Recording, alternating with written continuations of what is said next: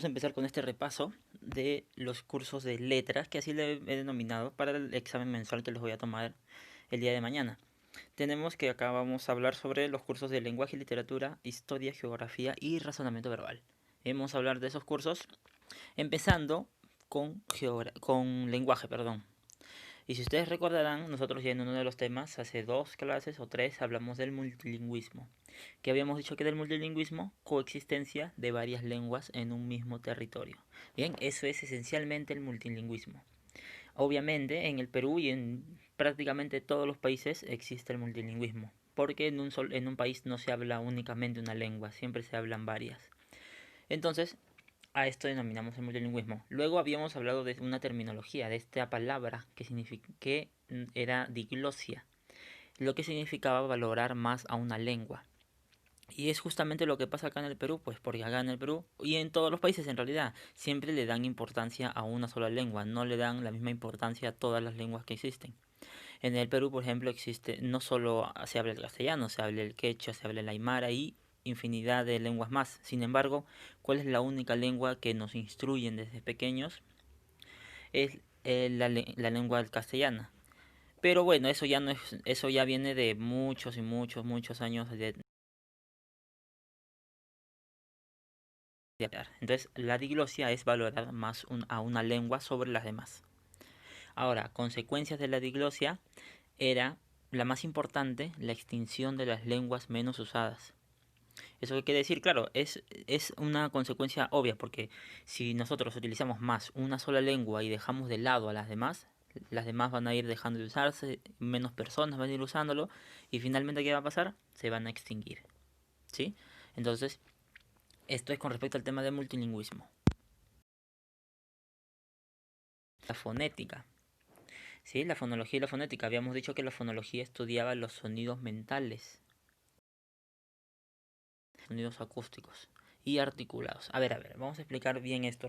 Si ustedes recordarán en la clase, pero vamos a recordar ahorita mismo. A ver, eh, estudia los sonidos mentales. La fonología estudia a los sonidos, pero que están en nuestra mente. Por eso dice mentales, o sea que aún no los pronunciamos. O sea, si tú imaginas en decir una palabra pero espera, no la pronuncias,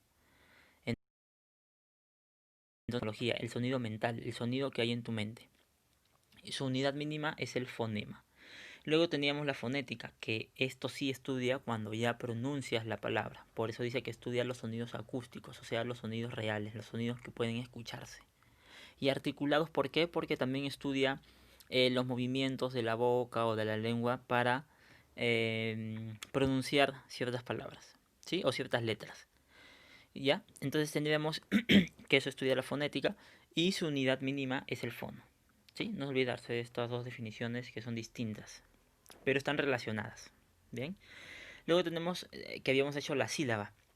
Habíamos definido la sílaba como el sonido que se da en un solo impulso respiratorio de voz. Ustedes están muy familiarizados con la separación silábica de palabras. Separar ciertas palabras en sílabas. Entonces, habíamos también clasificado a las sílabas. Habíamos dado varios criterios, unos 3 criterios, pero el que más me importaba y yo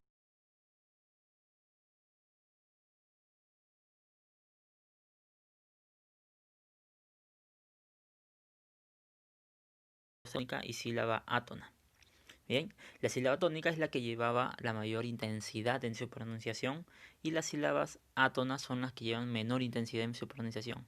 Y habíamos visto algunos ejemplos como estos de aquí. A ver, acá tenemos la palabra zapato.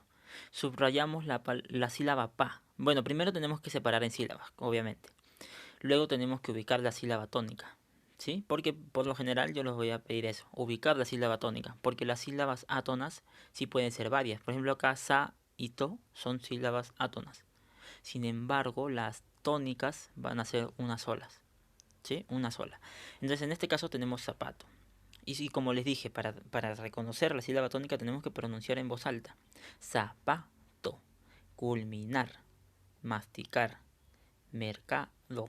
Entonces, si se dan cuenta, cuando pronuncias tú cada una de estas palabras, es sencillo encontrar cuál es la sílaba que se lleva la mayor intensidad en su pronunciación. Entonces,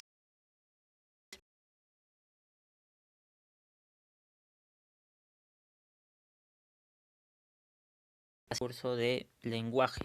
Bien resumido, todo lo que hemos hablado en lenguaje. Ahora sobre literatura. Vamos a hablar primero de la Odisea. Que, bueno, vamos a recordar de la Odisea porque ya les conté cómo es esta historia.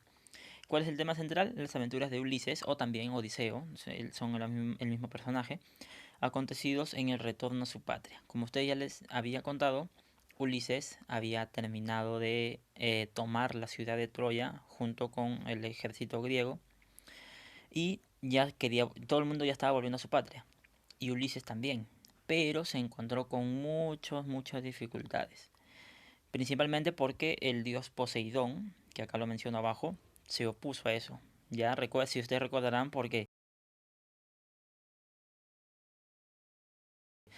de Poseidón, que era Polifemo, un cíclope. Entonces, ya bueno, todas esas cosas ya se las había narrado. Pero el tema central, que lo que yo quiero que ustedes recuerden, y no se olviden que el tema central es este: las aventuras de Ulises acontecidas en el retorno a su patria. Y luego los personajes, bueno, a Odiseo, que es el personaje principal, Telémaco, que es el hijo de Odiseo, y Penélope, que es la esposa de Odiseo. Sí,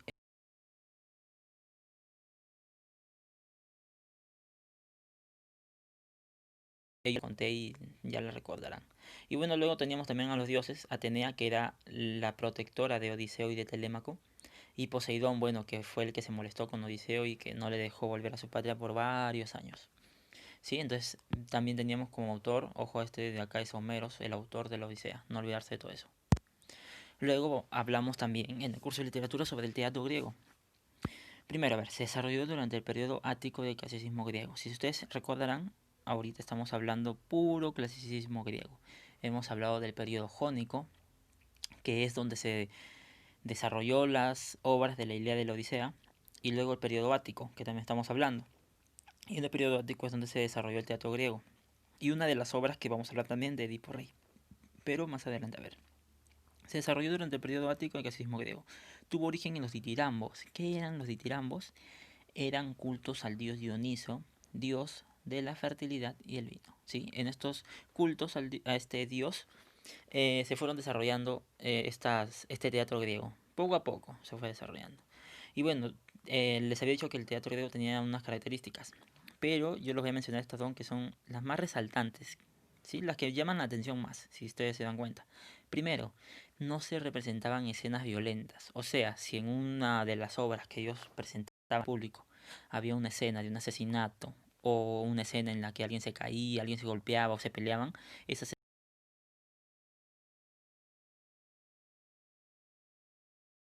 se llamaban las mujeres, ¿sí? Solo hombres. Entonces, ¿cómo hacían con los papeles de las mujeres? Tenían que interpretarlo hombres disfrazados de mujeres, así es. Bien, entonces esta sería con respecto al teatro griego. Ahora vamos a hablar de Edipo Rey, que es una de las obras de las que también hablamos. Yo les conté toda la historia, cómo fue todo un caos. Recuerdan que Edipo quería escapar de sus destinos, pero sin darse cuenta, más bien lo terminó cumpliendo. ¿Y cuál era ese destino? Que se iba a casar iba a matar a su padre y que se iba a casar con su madre. Y dicho y hecho, todo pasó, si ustedes recordarán cuando les conté la historia.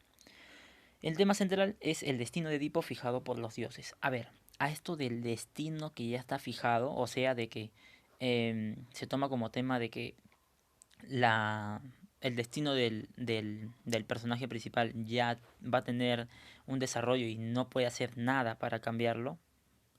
A eso se le llamaba fatalismo, si ustedes recordarán que era una característica del teatro griego.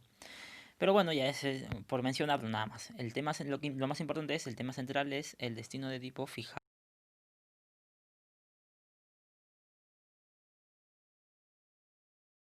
Si ustedes recordarán, la historia empieza cuando Edipo ya es rey de Tebas y hay una peste que está azotando a la ciudad de Tebas. Y es hijo de Layo, pero en ese momento él no lo sabía. Yocasta, que es madre de Edipo y viuda de Layo, y que al mismo tiempo era la esposa de Edipo porque Edipo se casó con ella sin saber que era su madre. Bien, todo un caos fue, todo un caos. Edipo se cumplió su destino, pues, del que tanto escapaba. Y bueno, el otro personaje importante también que teníamos en la obra era el adivino Tiresias, que era un adivino ciego. Él es el que le dijo a Edipo todo esto, pues él le contó todo esto, le enseñó que al fin y al cabo todo se había cumplido. Todo lo que Edipo no quería que se cumpla, terminó cumpliéndolo, tratando de escapar. Entonces, esto sería con la obra de Edipo Rey. Esta fue la última clase que vimos en literatura. Ahora vamos a ver historia, ¿sí? Vamos a hablar de el horizonte, del primer horizonte. Bien, las dos culturas, la cultura Chavín y la cultura Paracas. Si ustedes recordarán, bien, vamos a ver unos datos importantes primero. Ubicación.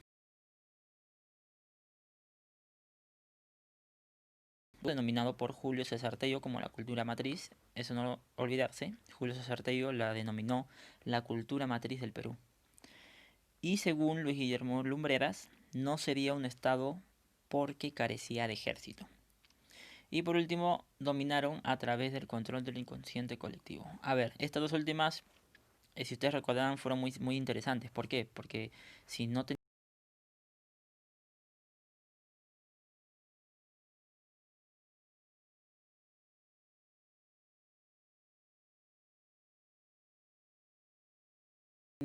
iban a hacer algo contra ellos si no se unían a Chavín. ¿Sí?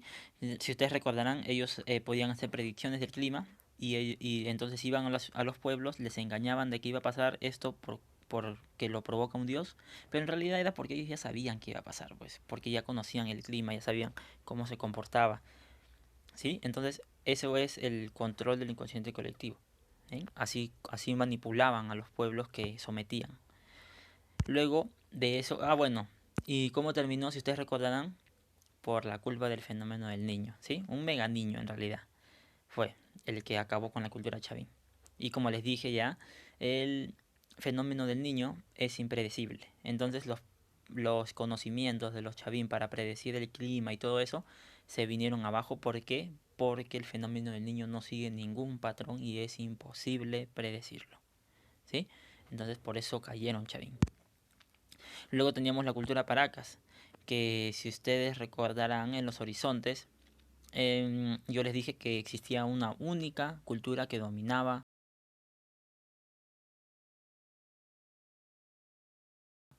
Es una cultura que se dio a finales. Si ustedes se dan cuenta acá, se desarrolló a finales del primer horizonte. O sea, Chavín ya estaba muriendo, estaba desapareciendo y por ahí se desarrolló Paracas. ¿Sí? Y lo mencionamos porque, bueno, hay cosas muy interesantes que hicieron los Paracas. Era una cultura pequeña, pero hicieron cosas muy interesantes. A ver, primero vamos con su ubicación. Está en Ica, en la península de Paracas, en el desierto de Cerro Colorado. Se desarrolló a finales del primer horizonte, lo cual ya les mencioné. Y reconocidos por, ahora vamos a hablar de por qué son reconocidos. Primero, su textilería era hermosa. Es hermosa, mejor dicho, porque aún están en los museos. Una textilería hermosa hacían. Luego tenían sus costumbres funerarias. ¿Recuerdan los fardos funerarios cuando a sus muertos los envolvían con sus telas y los ponían en unas tumbas? ¿Sí? Ahí es donde ya estaba la Paracas Cavernas y Paracas Necrópolis. Pero bueno, de eso no vamos a hablar. Solamente quiero que recuerden ustedes por qué son reconocidos Paracas. Primero textilería, después por sus costumbres funerarias, los fardos funerarios, recuerden eso. A sus muertos los envolvían en telas. Y por último, las deformaciones y las trepanaciones craneanas, que esto era muy interesante. O sea, fueron prácticamente los primeros cirujanos. Primero, a ver, las deformaciones hacían en los bebés, si ustedes recordarán, las apretaban con tablillas desde pequeños para que su cabeza crezca alargada. Y esto lo utilizaban para diferenciar a la gente de élite, o sea, a la gente superior, se podría decir, a la gente más importante del pueblo. ¿Sí? Entonces las personas más importantes se hacían esas deformaciones para diferenciarse del pueblo. Y luego las trepanaciones craneanas, que estas sí eran con fines medicinales, o sea que buscaban curar dolores, tumores, cosas así, pues, buscaban curar. Bien, entonces, deformaciones las utilizaban para distinguirse, para diferenciarse, y las trepanaciones ya eran con fines médicos. Entonces, estas dos culturas serían las que vamos a hablar sobre historia. Y ahora vamos a terminar con el curso de geografía. Vamos a hablar precisamente de la geodinámica interna, nada más, porque si ustedes recordarán en la última clase, hablamos ya de una primera parte de dinámica externa, pero aún nos falta terminar, eso lo vamos a ver ya en el siguiente repaso para el siguiente examen mensual. En este examen se va a venir este tema. Y ahora vamos a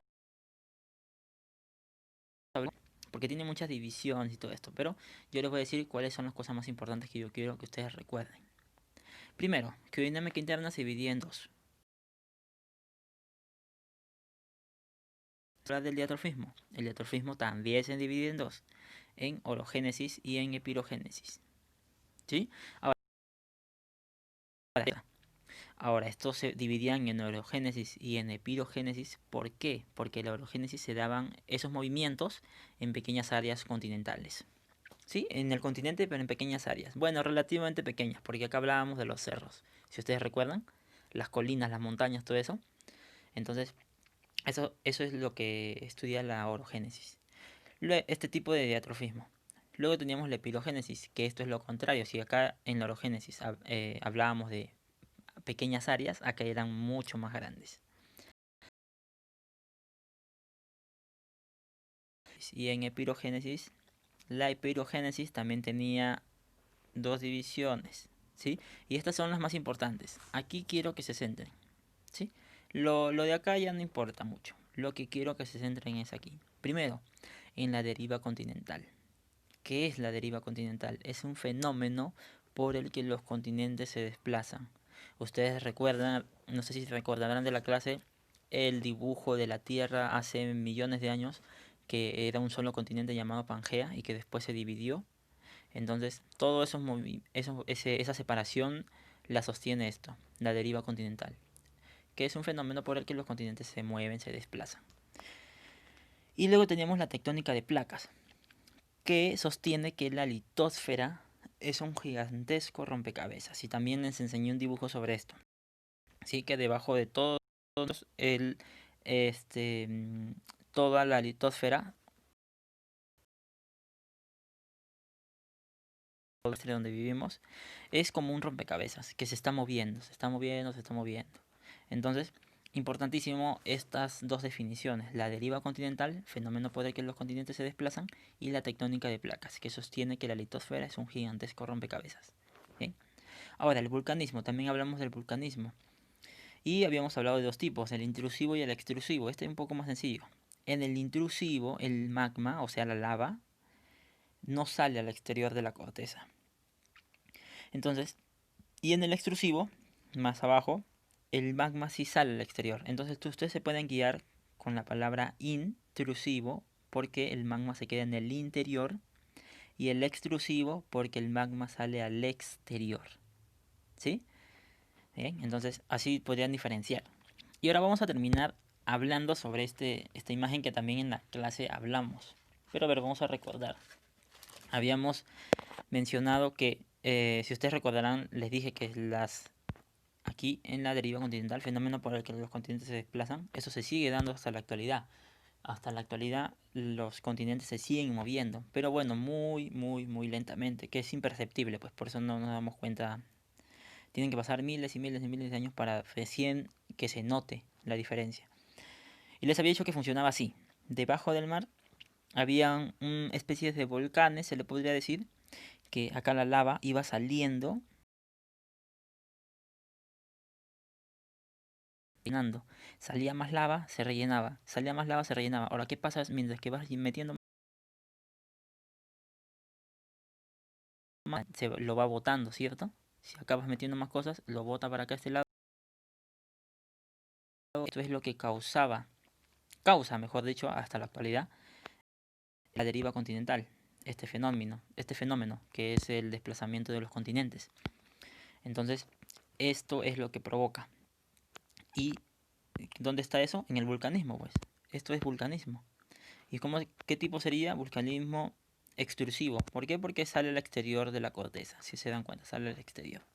De la corteza, por si acaso. La corteza, recuerden, cial y cima, están conformados por los dos. El cial es la corteza oceánica y el cima es donde nosotros ya estamos viviendo.